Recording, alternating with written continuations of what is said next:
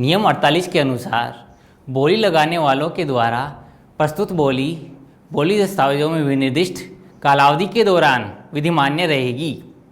यह कालावधि सामान्यतः 90 दिनों से अधिक नहीं होनी चाहिए, किंतु उपापन की प्रकृति के आधार पर यह अधिक भी हो सकती है। बोलियों की विधि मान्यता यानी वैलिडिटी अगर खत्म हो रही हो तो बोलीदाताओं से अनुरोध करके बढ़वाई जा सकती है, किंतु यदि कोई बोलीदाता बोली की विधि मान्यता नहीं बढ़ाए तो उसकी बोली प्रतिभूति जब्त नहीं की जाएगी।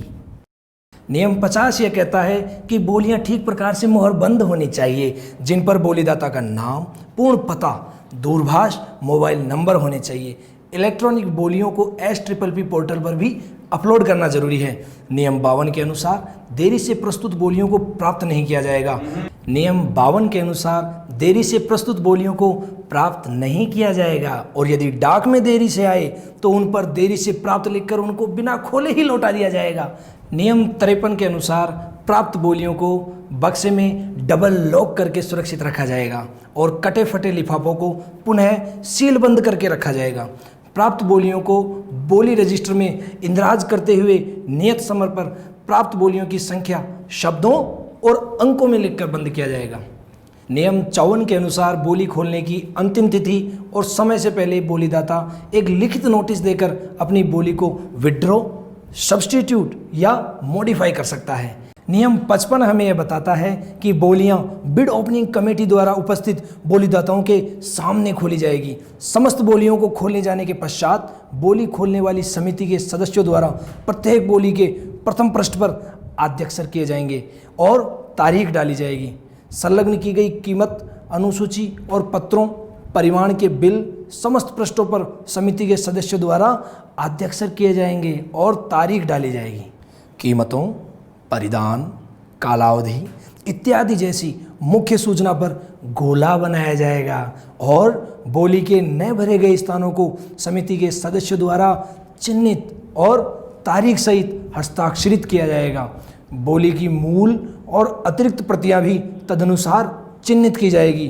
परिवर्तन, शुद्धिकरण, परिवर्धन, लिप्त लेखन पर यह स्पष्ट करने के लिए सुपाठ्य रूप से आद्याक्षर किए जाएंगे कि ऐसा परिवर्तन इत्यादि बोली में उसे खोलते समय विद्यमान था।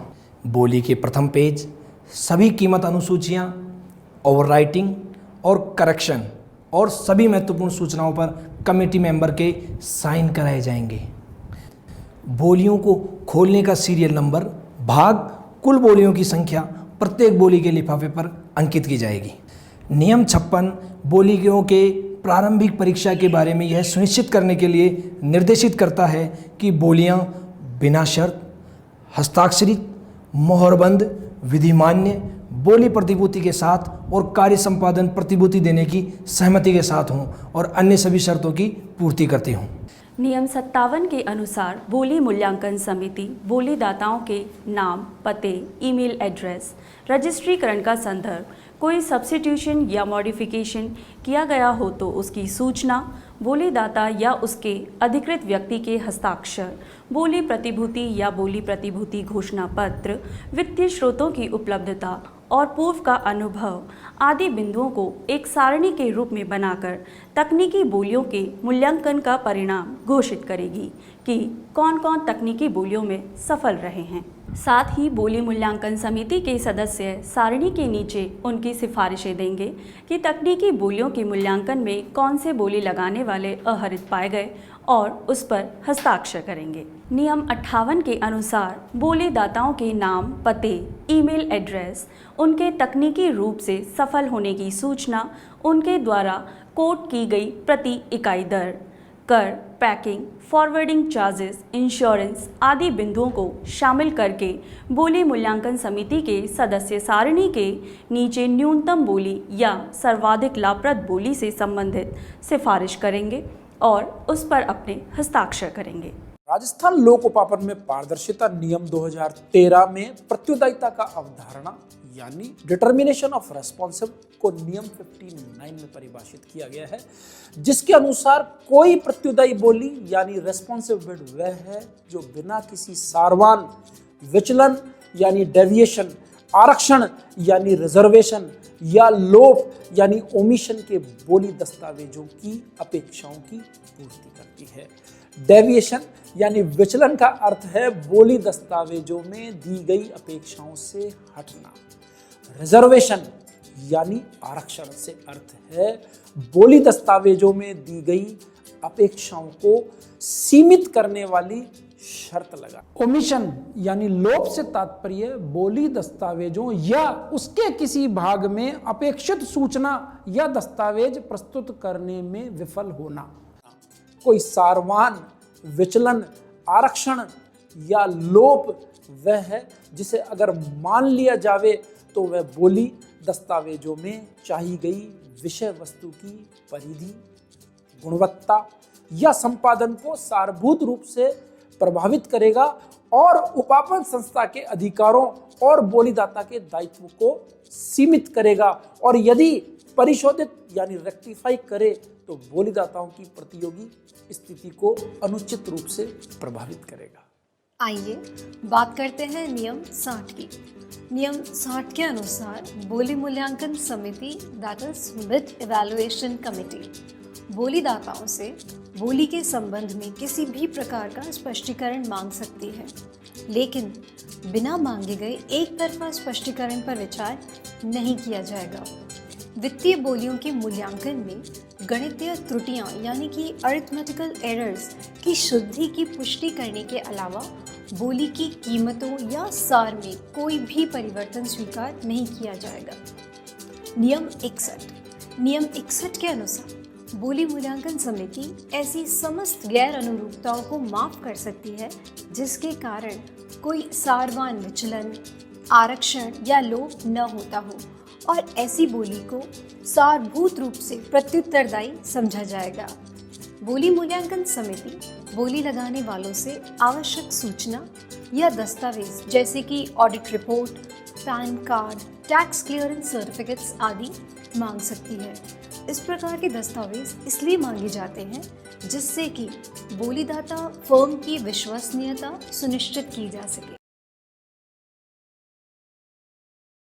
बोली लगाने वालों की तकनीकी, वाणिज्यिक अर्हता का मूल्यांकन, वृत्तिक, तकनीकी, वित्तीय, प्रबंधकीय क्षमता इत्यादि के क्षेत्रों में जैसे कि उपापन की विषय वस्तु में बोली लगाने वालों के अनुभव के वर्षों की संख्या, कतिपय पूर्व वर्षों में समरूप संविधाओं को संतोषप्रद रूप से पूरा करने जिसमें प्रत्येक का मूल्य उपापन की विषय वस्तु के मूल्य के विनिर्दिष्ट प्रतिशत से न्यून न हो।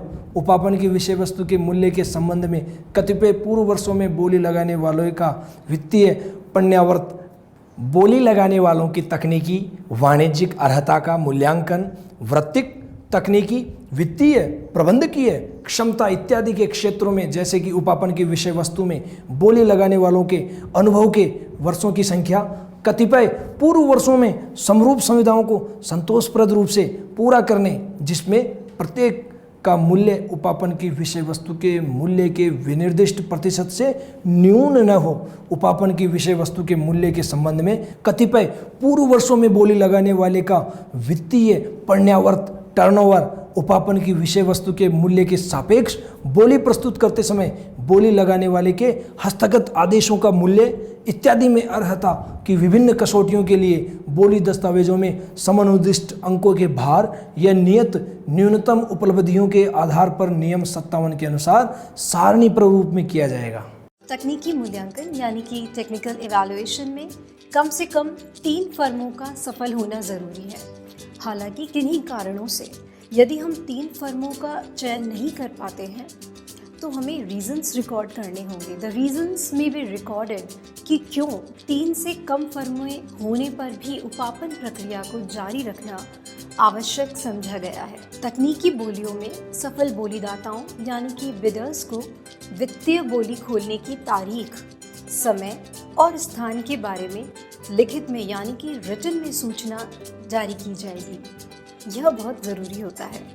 यह तारीख पत्र जारी होने के 15 दिन के बाद नहीं होनी चाहिए। नियम 64 के अनुसार मूल्यांकन समिति बोलियों में अंक गणितीय त्रुटि का सुधार कर सकती है। इकाई मूल्य और कुल मूल्य जो इकाई मूल्य और मात्रा को गुणा करने पर प्राप्त होता है के बीच अगर कोई विसंगति हो तो इकाई मूल्य को सही मानते हुए कुल मूल्य में सुधार किया जाएगा।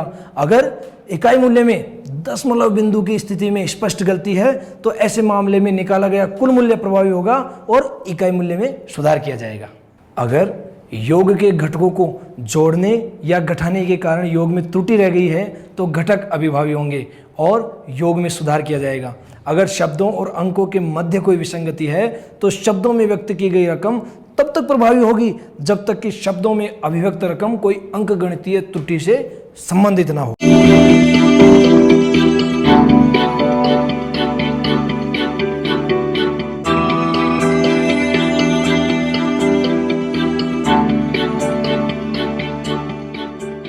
हम बात कर रहे हैं राजस्थान लोक उपापन में पारदर्शिता अधिनियम 2012 और नियम 2013 की।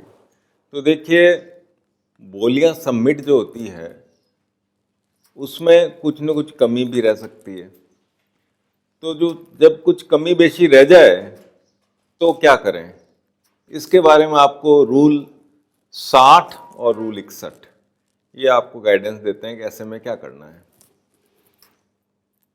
कोई भी कमी बेशी रह जाए तो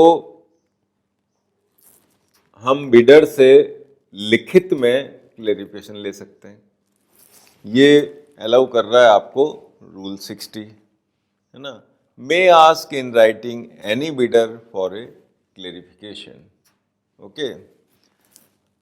फिर दूसरी बात ये भी है कि हम ना मांगे तो आप कुछ लिख के दो तो कोई मतलब नहीं।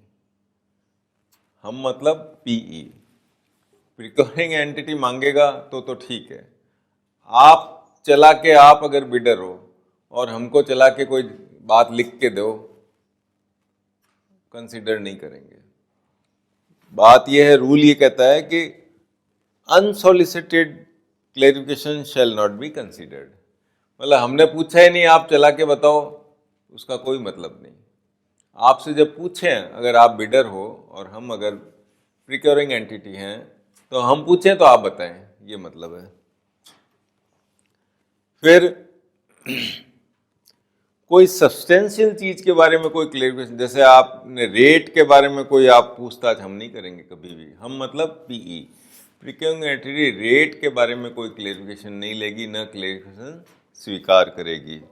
नो चेंज इन प्राइसेस और substance of bid shall B short, offered और परमिटेड। क्लियर? ऐसी कोई बात भी नहीं करेंगे जिससे अनरेस्पॉन्सिव बिड जो है रेस्पॉन्सिव हो जाए। ऐसा काम हमको नहीं करना। ठीक। फिर आ जाओ रूल 61 पे। रूल 61 ये कह रहा है कि bid evolution committee may waive any non-conformities, non-material deviation, reservation, omission। जो कोई मामूली सी बात हो, मामूली सी मतलब जो सारवान नहीं हो, तो ऐसी चीज़ों को कमेटी जो है वो वेव कर सकती है। ठीक है। इसमें उदाहरण भी दिए हुए हैं, उदाहरण देके बताया है किस तरह की चीज़ें जो हैं वो गैर सारवान मानी गई हैं, सारवान बात नहीं है। फॉर एग्जाम्पल, इन्होंने कहा है pan card, tax clearance, audit accounts. जैसे मान लो आपने किसी से पैन नंबर मांगा है बिड में, वो नहीं दे पाया, आप मांग सकते हो। ऑडिट रिपोर्ट आपने मांगी थी, उसने नहीं लगाई, आप मांग सकते हो। कौन से नियम में? 61 में। मांगना अलाउड है, मांग के उसकी पूर्ति करा सकते हो। तो ये दोनों क्लेरिफिकेशन ऑफ बिड के बारे में रूल्स हैं। इसके बाद है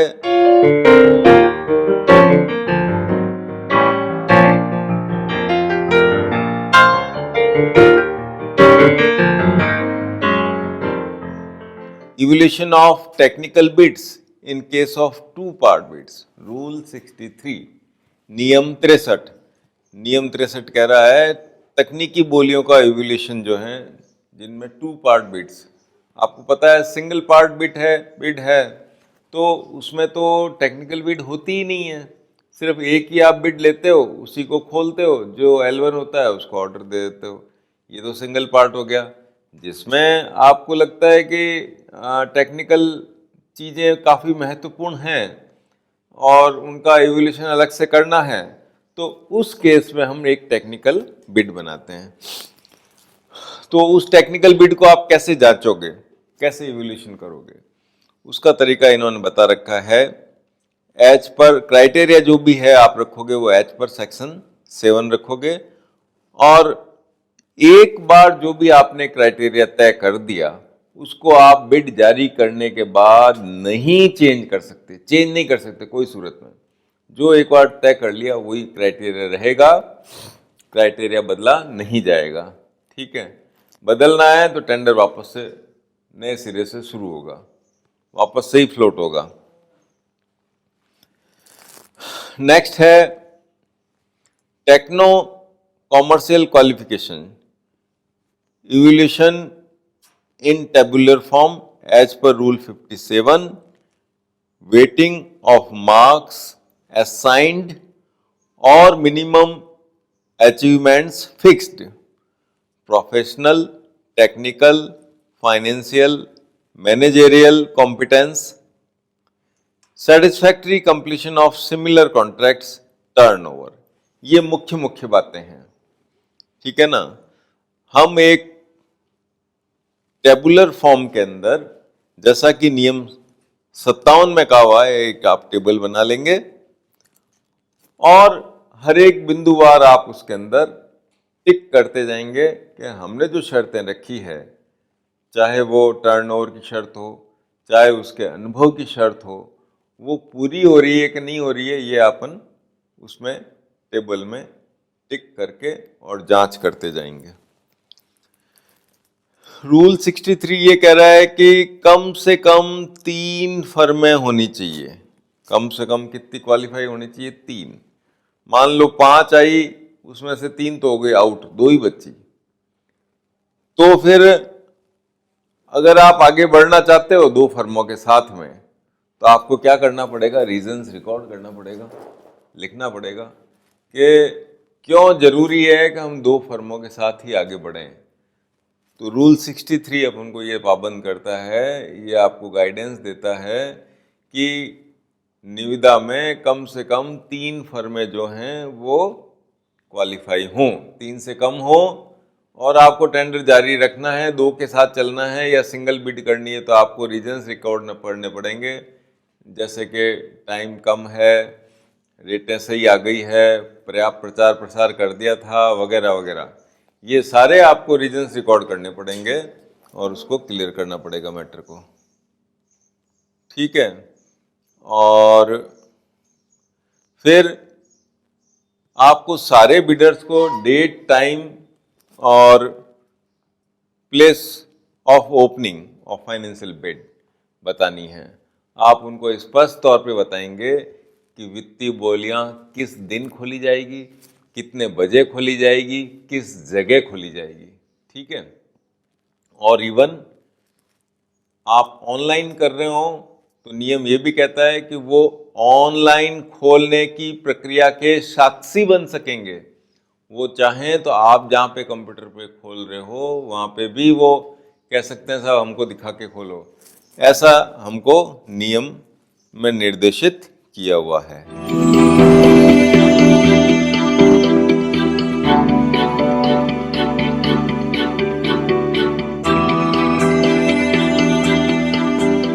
हम बात कर रहे हैं नियम 64 राजस्थान लोक उपापन में पारदर्शिता नियम 2013 का नियम 64 जो है वो आपको अर्थमेटिक करेक्शन अलाउ करता है। कोई अंकगणितीय गलती रह जाए, जोड़ में गलती रह जाए, तो आप नियम 64 के अनुसार करेक्शन कर सकते हैं।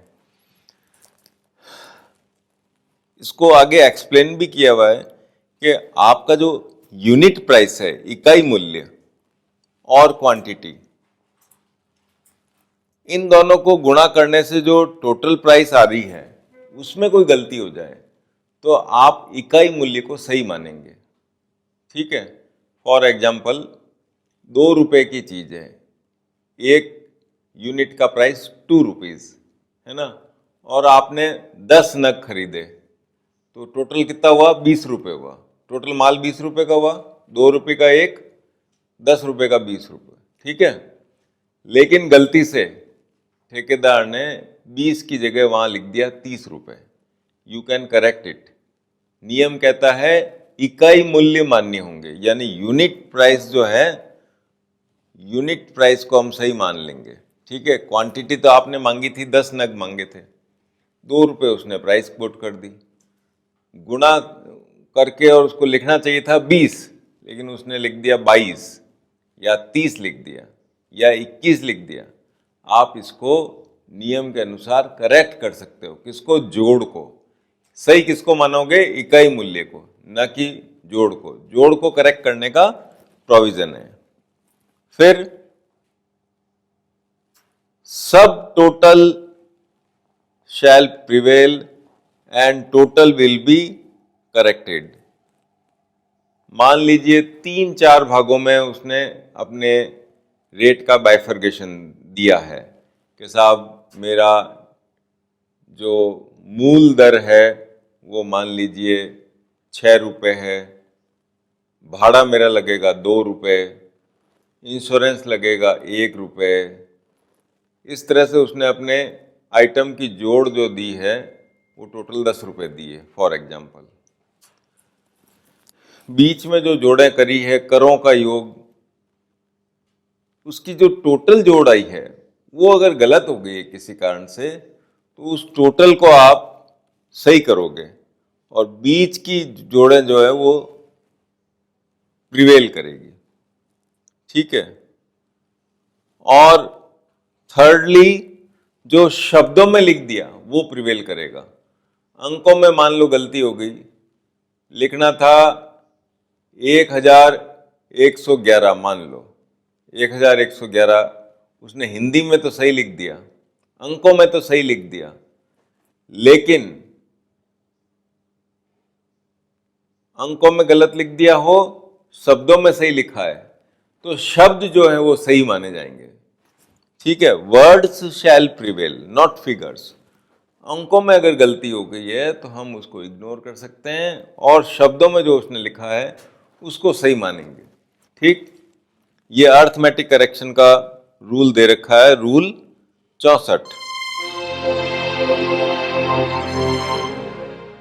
नियम 65 के अनुसार वित्तीय बोलियों का मूल्यांकन धारा 27 के अनुसार यदि कीमत ही एकमात्र कसौटी हो तो न्यूनतम बोलीदाता L1, L2 और L3 के रूप में, और गुणवत्ता भी एक कसौटी हो और तकनीकी और वित्तीय मूल्यांकन के संयुक्त प्राप्त अंकों पर विचार किया गया हो तो उनका मूल्यांकन करके H1, H2, H3 के रूप में सर्वाधिक लाभप्रद बोली की सिफारिश बाजार दरों को ध्यान में रखते हुए बोली मूल्यांकन समिति द्वारा की जाएगी। सशर्त बोलियां अस्वीकार किए जाने योग्य होंगी। मूल्यांकन में समस्त लागत और केंद्रीय, राज्य सरकार, स्थानीय प्राधिकारी की विधि के अनुसार बोली लगाने वाले पर लागू समस्त कर और शुल्क सम्मिलित होंगे और बोली दस्तावेजों में विनिर्दिष्ट मूल्यांकन कसौटी ही लागू होगी। नियम 66 दिनांक 16 फरवरी 2018 में विलोपित किया जा चुका है, जिसमें पूर्व में राजस्थान की फर्म और राजस्थान से बाहर की फर्मों की दरों को तुलना करने का प्रावधान था। नियम 67 के अनुसार बोलियों के मूल्यांकन में और संविदा के अधिनिर्णय में राज्य सरकार द्वारा अधिसूचित और बोली दस्तावेजों में यथावर्णित क्रय अधिमान पर विचार किया जाएगा।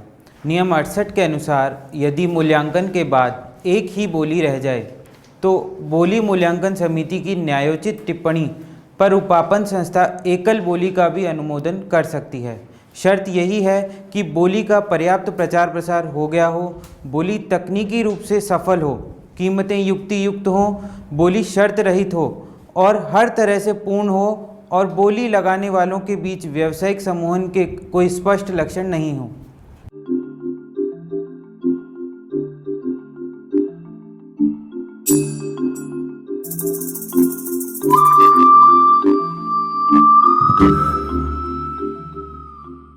अगले रूल पे, रूल 65 पे, है ना। रूल 65 है इवोल्यूशन ऑफ फाइनेंशियल बिड्स, वित्तीय बोलियों का मूल्यांकन। अब देखिए वित्तीय बोलियों का मूल्यांकन कैसे करेंगे। Subject to the provisions of section 27 award of contract L1 या मोस्ट एडवांटेजियस बिड, ठीक है। ये कह रहा है कि आप धारा 27 के प्रावधानों को ध्यान में रखते हुए L1 का चयन करेंगे। L1 क्या होता है? न्यूनतम बोलीदाता, जिसने सबसे कम कीमत दी हो L1 को, या मोस्ट एडवांटेजियस बिड, हो सकता है आपने QCBS वाली मेथड अपनाई हो, क्वालिटी कम प्राइस वाला, तो उस केस में आपकी जो टेबुलेशन है और आप जिस तरह से डिसाइड करते हो उसको वो कहलाती है मोस्ट एडवांटेजियस बिड। नेक्स्ट इसमें प्रोविजन है process of opening, marking and signing on the financial bid shall be same as above. अब हमने रूल 55 में जो देखा था कि फाइनेंशियल बिड को कैसे आप मार्क करें, देखो रूल 55 में हमने ये सीखा था टोटल जो बोलियां आई है उसकी मार्किंग भी ऐसे होगी, जैसे मान लो 10 बोलियां आई है तो 1/10, 2/10, 3/10, इस तरह से आप उस पर मार्किंग करते जाएंगे। जैसा हमने टेक्निकल बोलियों में किया वैसा आपको फाइनेंशियल बोलियों के लिफाफों में करना है। लिफाफे हम तब लेते हैं जब गुड्स के मामले में 5 लाख से नीचे की खरीद है। कंडीशनल बिड, कंडीशनल बिड तो आप रिजेक्ट करते ही हैं, हमने पहले भी देख लिया, ठीक है। Evolution shall include all cost and all taxes and duties, जो भी दर वो देगा उसके अंदर सबको मिलाकर उसके सब तरह के खर्चे आ जाएं और सब तरह के टैक्स शामिल हो जाएं, उसके आधार पे जो टोटल प्राइस है उसके आधार पे आप इवोल्यूशन करेंगे। फिर जहां पे सिर्फ प्राइस को हमने माना है इवोल्यूशन का क्राइटेरिया, तो वहां पे L1, L2 और L3 इस तरह से मार्किंग होगी कि सबसे कम रेट जिसने दी है उसको L1 कर दोगे, उससे ज़्यादा दी उसको L2 कर दोगे, उससे ज़्यादा दी उसको L3 कर दोगे, ठीक है।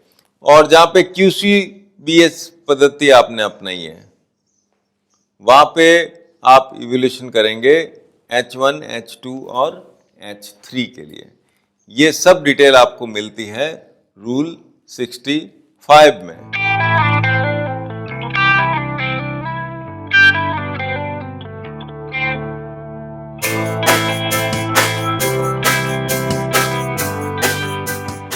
अब हम आते हैं rule 66, comparison of rates of firms outside and those in Rajasthan. Rule number 66 पहले ये था कि बाहर की फर्मों की जो भी रेट होती थी उसमें हम CST तो जोड़ देते थे और राजस्थान की फर्मों के लिए वैट जो है उसकी प्राइस में से घटा देते थे, फिर दोनों की तुलना करते थे। लेकिन जब से GST आया है तब से वैट का कोई चक्कर ही नहीं है, इसलिए ये नियम भी जो है 16 फरवरी 2018 को हटा दिया। अब रूल नंबर 66 एग्जिस्ट नहीं करता है, ठीक है। ये वाला अब कंपैरिजन आपको करना ही नहीं है। अब बात कर रहे हैं अपन रूल 67 की। रूल 67 में राज्य सरकार ने 19 नवंबर 2015 को एक आदेश निकालकर टोटल 99 आइटम्स MSME के लिए रिजर्व करे हैं। MSME क्या है? Micro, small and medium enterprises, सूक्ष्म, लघु और मध्यम उद्योग। इन उद्योगों को प्रोत्साहित करने के उद्देश्य से राज्य सरकार ने 99 आइटम को सिर्फ इनके लिए रिजर्व कर दिया है, यानी सिर्फ ये ही जो राजस्थान में स्थित लघु, मध्यम और सूक्ष्म इकाइयां हैं वो इनको आपूर्ति कर पाएंगी। ये प्रोविजन किया हुआ है कहां पर? रूल 67 पर, और ये कहलाता है परचेज प्रेफरेंस। ठीक है, प्राइस प्रेफरेंस तो ये वाला था जो कि रिमूव हो गया। ठीक है, जिसमें हम प्राइस का कंपैरिजन उनका CST जोड़ते थे, हमारा वैट घटाते थे। ये तो खत्म हो गया। अब परचेज प्रेफरेंस रह गया। उसमें क्या रह गया कि आपको 99 आइटम्स में इनको प्रेफरेंस देनी है। ये आपको व्यवस्था दे रखी है रूल 67 में।